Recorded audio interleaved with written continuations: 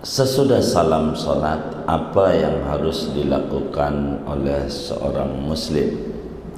Apakah membaca tahmid, alhamdu, atau istighfar? Rasulullah sallallahu alaihi wasallam ketika selesai salam, Assalamualaikum warahmatullah, Assalamualaikum warahmatullah, yang dibaca Ashhadu an la ilaha illa huwar rahmanir rahim, Allahumma adhib anni al-hamma wal hazan. Dalam satu riwayat, Bismillahilladzi la ilaha illa huwar rahmanir rahim, Allahumma adhib anni al-hamma wal hazan. Itu yang dibaca oleh baginda kita Nabi besar Muhammad sallallahu alaihi wasallam pertama kali ketika sesudah salam, sebagaimana dijelaskan oleh Al-Imam An-Nawawi di dalam Al-Adhkar An-Nawawiyah dan paparan hadisnya oleh Al-Imam Ibnu Allan di dalam Al-Futuhat Ar-Rabbaniyah daripada syarah Al-Adhkar An-Nawawiyah. Jadi yang Nabi pertama kali baca adalah Ashhadu an la ilaha illa huwar rahmanir rahim, Allahumma adhib anni al-hamma wal hazan. Itu pertama, waktu salam sambil ngusap wajah. Habis ngusap wajah ini yang mana? Istighfar. Istighfar. Astaghfirullahaladzim, Astaghfirullahaladzim, Astaghfirullahaladzim, alladzi la ilaha illa huwal hayyul qayyum wa atubu ilaih.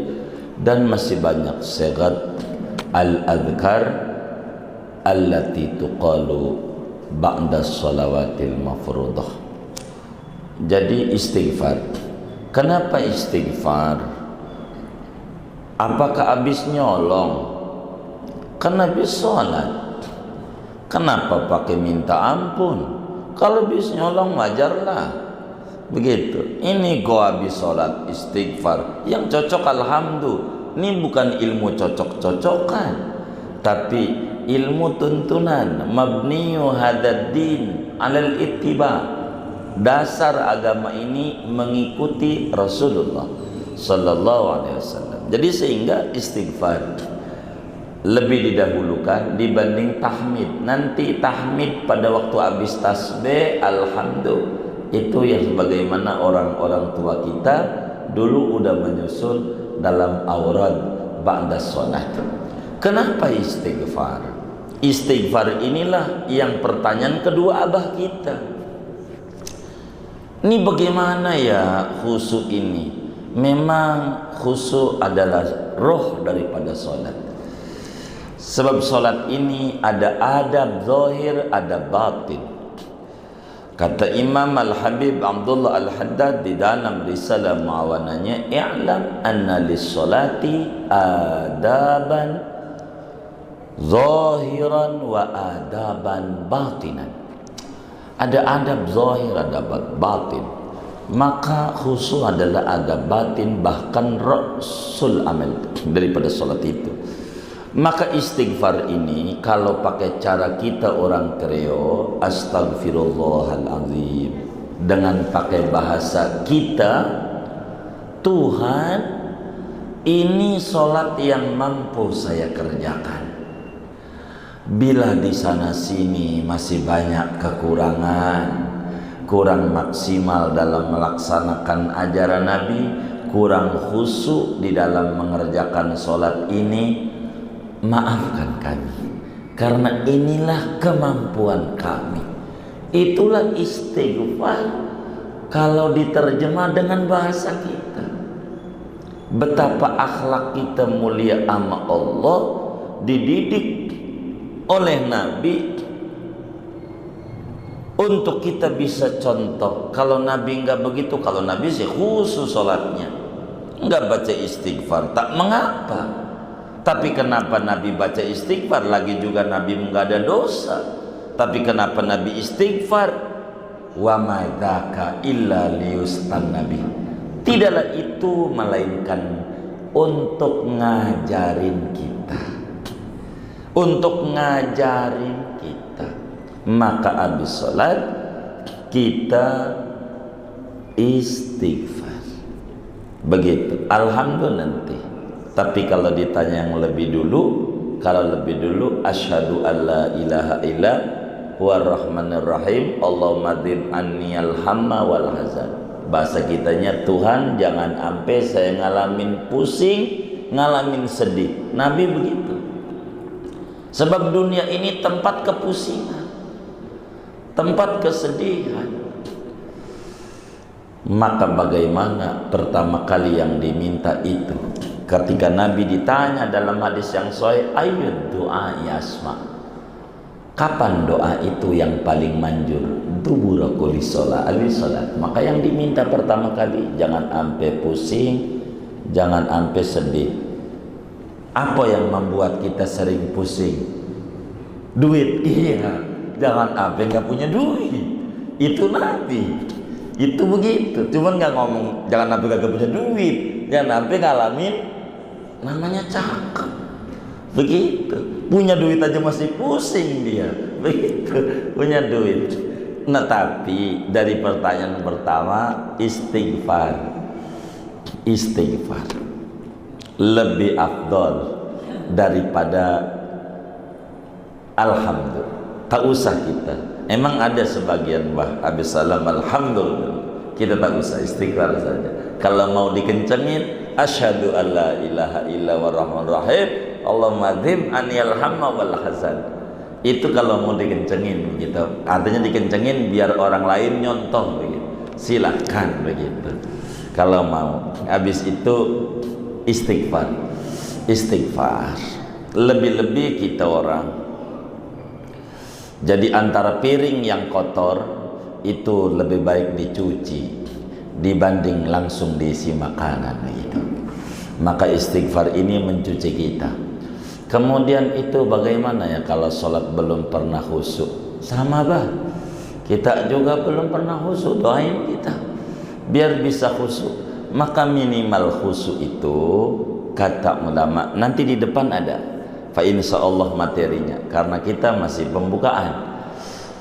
Minimal khusyuk di dalam sholat itu apa yang dibaca oleh lidah kita diperhatikan oleh telinga kita, itu namanya khusyuk namanya. Kalau kita berjamaah, apa yang dibaca oleh imam, sholatnya jahar nih, kita hayati di kuping kita, itu namanya khusyuk. Tapi kalau kemudian dibaca oleh imam, udah 4 aja ya, ibarat itu isya, udah 4 kata dia. Ini saking menghayatinya, saking bengongnya ini. Rakaat nggak ingat, tahu-tahu ya imam udah selesai, berarti gua juga udah selesai ini. Begitu. Jadi dihayati itu minimal tingkat khusyuk, minimal itu begitu, minimal. Maka minimal kali di pertama waktu takbiratul ihram, Allahu Akbar, hadirkan hati kita dalam sholat. Meski begitu, kata Imam Ibnu Athaillah As-Sakandari dalam hikamnya, la tatrukid dzikra li adami khudurika ma'allahi fid dzikri.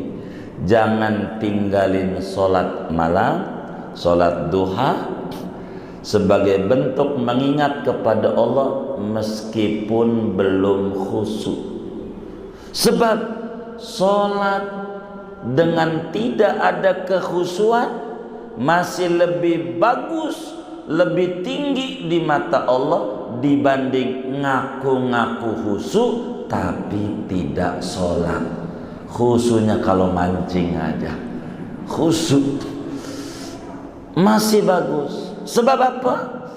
Dengan istiqamah di dalam sholat malam, alhamdulillah, bah kita sholat duha, alhamdulillah, Allah Maha Kuasa. Bisa saja Allah angkat dari sholat malam tanpa khusyuk menuju sholat malam penuh kekhusyuan, dari sholat duha tanpa khusyuk menuju sholat duha penuh kekhusyuan. Wa madzaka 'alallahi bi'aziz, dan itu tidaklah sulit di mata Allah. Oleh karena itu pelan-pelan istiqomah kita bersama, lama-lama insya Allah Allah maha baik, Allah maha mengijabah doa. Kita minta kekhusyuan di dalam kita ibadah kepada Allah Subhanahu wa ta'ala. Kesadaran kekurangan kita itulah yang menghantarkan kita menjadi mulia dalam ibadah kepada Allah Subhanahu wa ta'ala. Moga abah kita terus ditinggikan derajatnya oleh Allah dan istiqomah dalam agama, juga kita semua yang hadir di masjid ini. Amin, Allahumma amin. Itu yang bisa dijawab. Allah alam. Sudah, baik kata Ustadzuna, sudah. Boleh Pak. Kurang dikit. Iya Pak. Itu termasuk baru makhluk atau termasuk taufik gitu ya? Iya baik Pak. Jadi apakah dia itu dapat hidayah atau taufik? Kalau sudah mengerjakan namanya taufik. Kalau kita udah sholat tuh namanya taufik. Cuman taufik ini berkelas Pak. Yang jauh apa? Yang jauh. Jadi kemampuan untuk mengerjakan sholatnya ini namanya sudah taufik. Itu namanya berkelas. Nanti karena sholat ini ada sholat kelasnya ilmu yakin, ada kelasnya ainul yakin, ada kelasnya hakul yakin. Tergantung daripada tingkat ihsannya dia kepada Allah yang dinyatakan dalam hadis Muslim. Imam Muslim meriwayatkan al-ihsan an ta'budallaha ka'annaka tara fa illam takun tarahu fa innahu yarak. Di kelas inilah bakal berkelas masing-masing ini. Maka dengan kita mengerjakan sholat malam, dengan kita daripada sholat duha dan lain sebagainya, ini namanya sudah diberikan taufik oleh Allah Subhanahu wa ta'ala. Dan taufik ini berkelas, terus kita minta lagi. Andai kita belum khusyuk, terus kita kerjakan sampai Allah kasih khusyuk. Khusyuknya kita sampai kayak khusyuknya Nabi. Tapi untungnya Rasulullah sallallahu alaihi wasallam menyatakan, sallu kama ra'aitumuni usolli, salatlah anda seperti aku salat. Itu untungnya tidak sampai dalam-dalam pada batas syariat, tidak pada batas hakikat sholat Nabi. Repot di kita. Karena itu kita masih kelas di syariat bersama-sama supaya taufik demi taufik Allah berikan kepada kita, kemampuan demi kemampuan untuk terus berbuat kebaikan diberikan kepada kita. Kurang lebih demikian Pak. Terima kasih. Sama-sama.